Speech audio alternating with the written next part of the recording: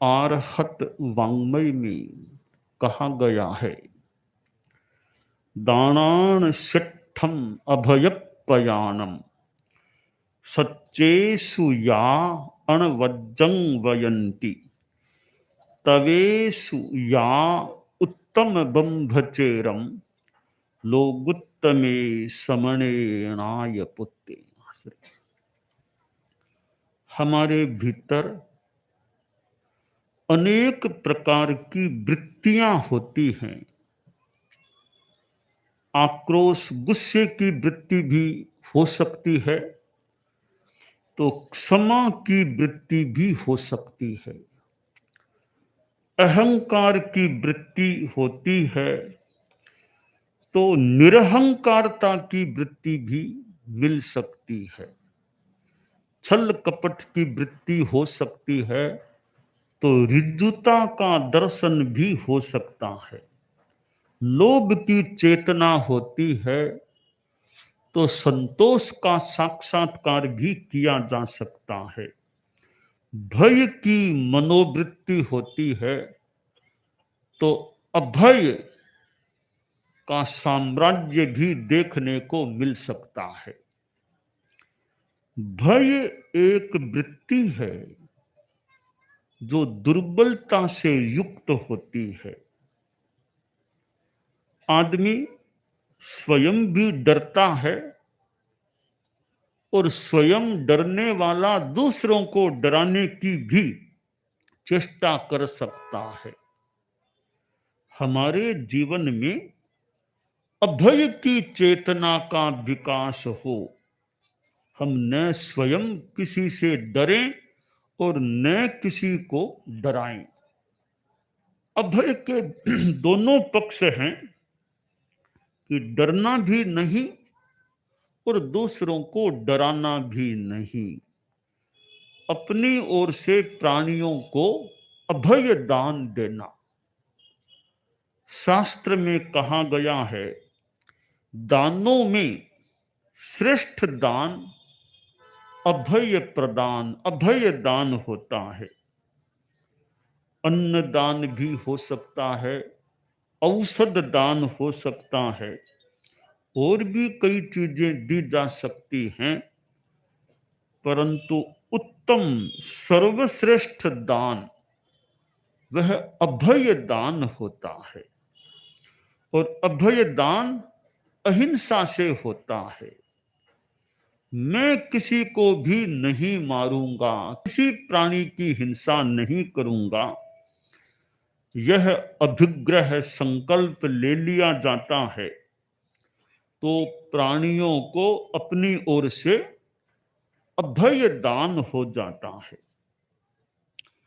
आदमी भय की वृत्ति को कम करने का प्रयास यथासंभवतया करे, और उसके लिए अभय की अनुप्रेक्षा भी एक प्रयोग है।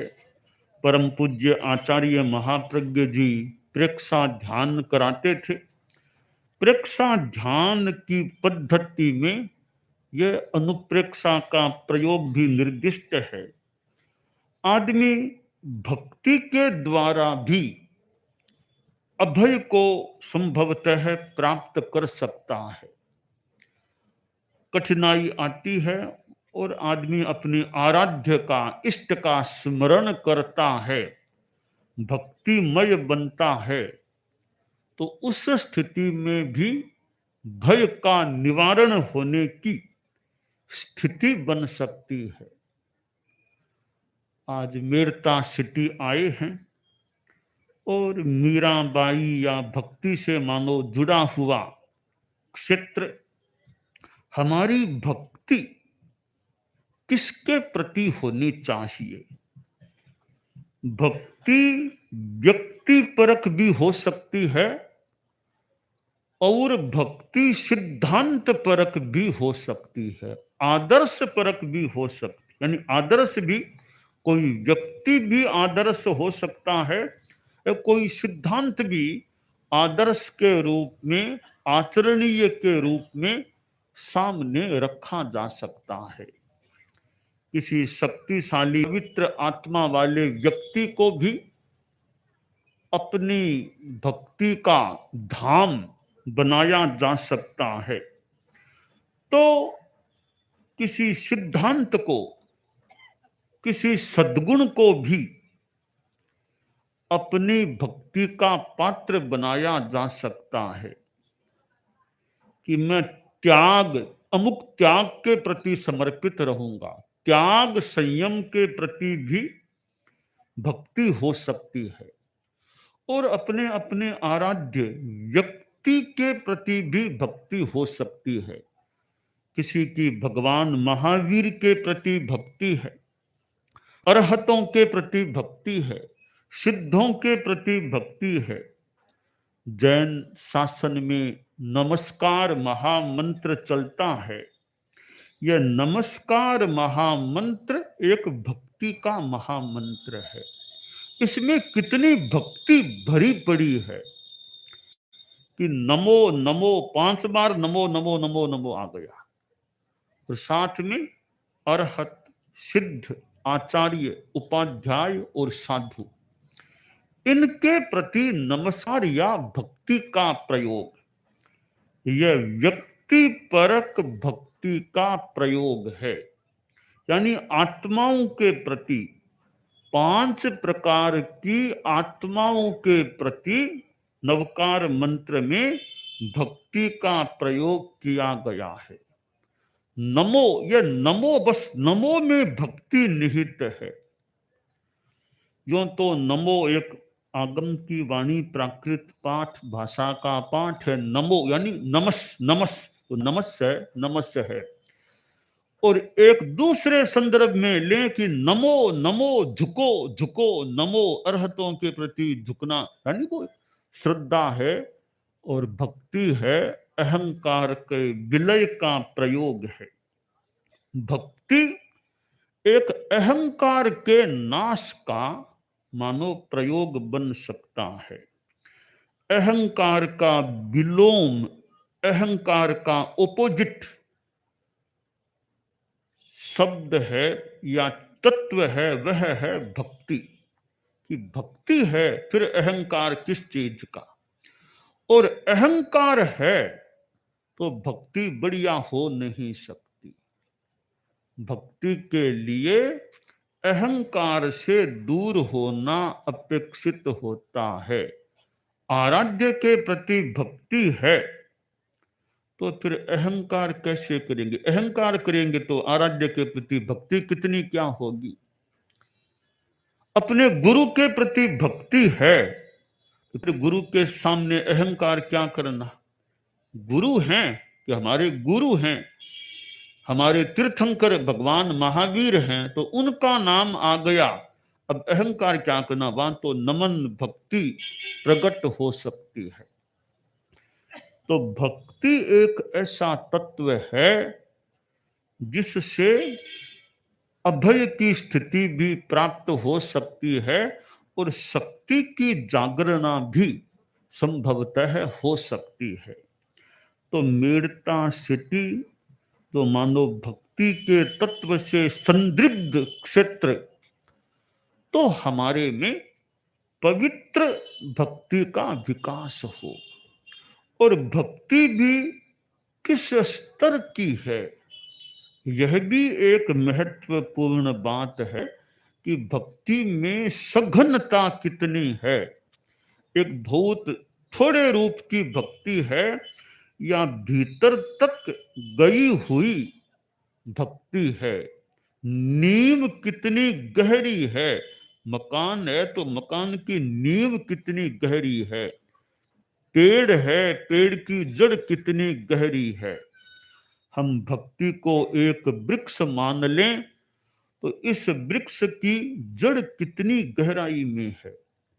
भक्ति को एक प्रासाद मान लें तो इसकी नींव कितनी गहरी है। आंतरिक भक्ति है या ऊपरी ऊपरी भक्ति है। जहां समर्पण है भक्ति है। समर्पण में शर्त नहीं होनी चाहिए। समर्पण है भीतर का, कोई शर्त नहीं।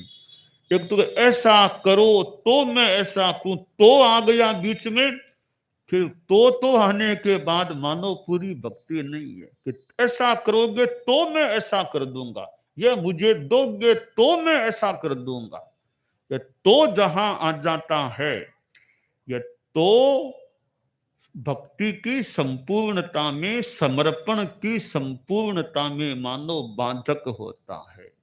शुद्ध समर्पण है, कोई तो नहीं, अगर नहीं, बट नहीं, लेकिन नहीं है, अगर किंतु कुछ नहीं, बस मेरा समर्पण है, मेरा अर्पण, जो आदेश वो करने को तैयार हूं। तो गुरु भक्ति, अरहत भक्ति, आचार्य भक्ति, सिद्ध भक्ति, अपने आराध्य के प्रति भक्ति और अपने सिद्धांत के प्रति भक्ति और आदर्शों के प्रति भक्ति। तो भक्ति निर्मल हो, भक्ति निस्शर्त हो, भक्ति भीतर तक पहुंची हुई हो, उस भक्ति का अधिक महत्व हो सकता है। तो यह भक्ति एक तत्व है जो जैन शासन में तो नवकार मंत्र में उसका दर्शन किया जा सकता है। अब भक्तामर देख लें। भक्तामर जैन शासन का एक स्तोत्र है। दिगंबर हो या श्वेतांबर, भक्तामर दोनों परंपराओं में मान्य है। और तो बहुत से ग्रंथों में सर्व मान्यता नहीं है। हमारे आगम हैं श्वेतांबरों के, अन्य दिगंबर परंपरा स्वीकार न करे, दिगंबरों के मान लो श्वेतांबर न करे, पर भक्तांबर ऐसा तत्व है, दिगंबरों के भी मान्य है, श्वेतांबरों के भी मान्य है। तो ये भक्तामर भी एक भक्ति का स्तोत्र है। नाम भी भक्ता, भक्त बात शब्द भक्त पहले आ गया। भक्तामर का पहला वो शब्द या वो भक्त है, भक्तामर। भक्ति का स्तोत्र है आचार्य मानतुंग की यह रचना। तो जैन शासन में अनेक भक्ति के मंत्र हैं, स्तोत्र हैं या ग्रंथ हैं, तो जिनके माध्यम से अपनी भक्ति को प्रकट किया जा सकता है। और ये प्रतिक्रमण में देखें, लोगस्य का पाठ है, वो भी भक्ति का, पर उपकीर्तनम 24 तीर्थंकरों की भक्ति की गई है। इच्छामि खमास्मनो देखो, इच्छामि खमास्मनो वंदयुम जावनिजाये निशिह्याय, ये भी कितनी भक्ति है, गुरु के प्रति अपने कितनी भक्ति प्रदर्शित की गई है। नमोत्थुणम देखें तो सकत हुई, उसमें भी भक्ति की बात है। तो जैन शासन में भक्ति का भी प्रयोग विभिन्न रूपों में होता है। भले कल्याण मंदिर को देख लें, उपसर्ग हर स्तोत्र को देख लें, कितने ऐसे स्तोत्र हैं, ग्रंथ हैं या पाठ हैं, मंत्र हैं, जिनमें भक्ति प्रकट होती है। तो जीवन में भक्ति का भी अपना महत्व है, शक्ति का भी मूल्य है। और जीवन में भक्ति है, इधर सदाचार आचरण भी आदमी के अच्छे होने चाहिए। और भक्ति का प्रयोग करें तो तादात्म्य स्थापित हो जाए। नवकार मंत्र का जप करें तो अरहतों सिद्धों के साथ मानो हमारा तादात्म्य हो जाए, भाव जुड़ जाए, तो वो भक्ति शक्तिशाली बन सकती है। अपने प्रभु में, अपने आराध्य में मानो एक बार खो जाना, तन्मय बन जाना। गुरु और चेला दोनों जा रहे थे, बिहार यात्रा कर रहे थे। चलते चलते रास्ते में थोड़ा जंगल आ गया, पेड़ पौधे वृक्षावली आ गई, इधर नदी भी बह रही थी, उधर पहाड़ भी थे, मौसम भी सुहावना, ज्यादा धूप, थोड़ी बादलवाई थी, धूप ज्यादा नहीं थी। तो नदी, इधर हरियाली, इधर पर्वत, मौसम सुहावना, ज्यादा थोड़ी बादलवाई सी थी। चलते चलते गुरुजी बोले कि चेला, मैं सवेरे अपना जप आदि का प्रयोग करता हूँ। आज उठने में कोई लेट हो गया, दूसरे काम में रात को देरी से सोया, तो वो मेरा पाठ अभी बाकी है, आधा घंटा करीब का वो पाठ है। तो यहाँ अच्छा स्थान है बैठने के लिए, एक चौकी भी सहज में है और एक प्राकृतिक अनुकूलता भी है, हरियाली, नदी, पहाड़, मौसम अच्छा। यहाँ थोड़ा मैं अपना ध्यान वो पाठ कर लूं। चला बोला गुरुदेव जैसे आपकी मर्जी हो।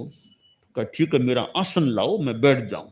चेले ने आसन बिछा दिया तो गुरुजी आसन पर विराजमान हो गए।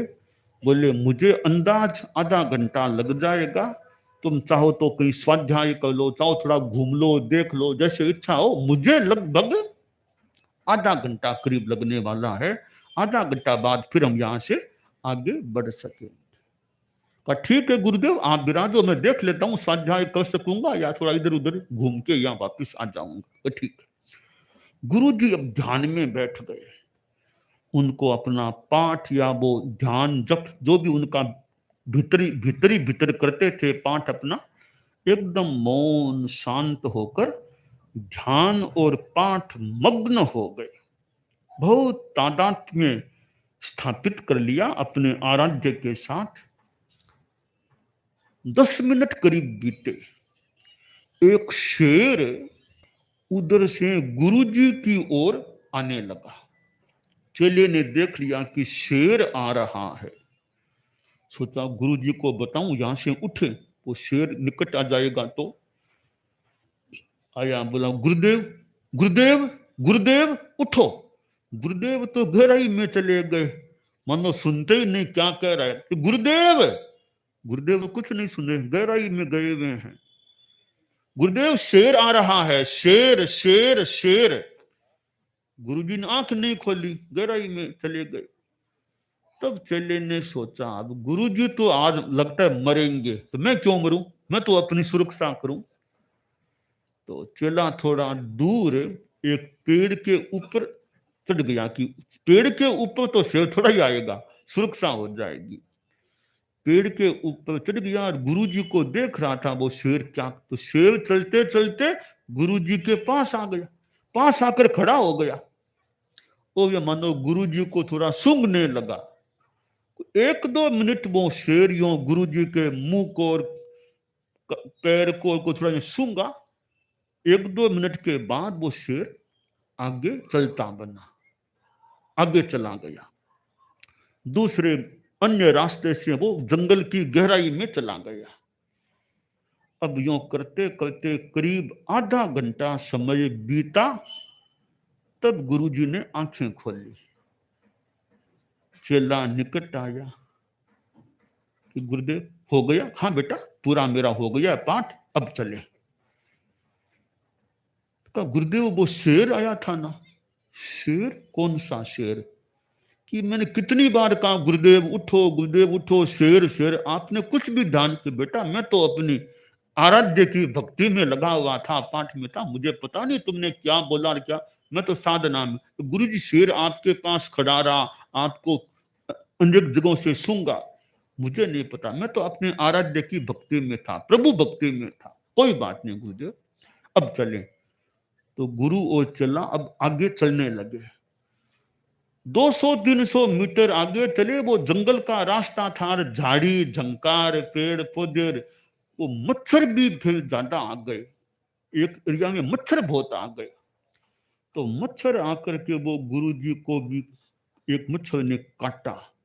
मच्छर ने काटा और गुरुजी ओह ओह ओह मच्छर मच्छर, ओह मच्छर मच्छर, थोड़े से यूं करने लग गए। तो चेला पास पास चल रहा था, उसे हंसी आ गई। चेले को हंसी आ गई।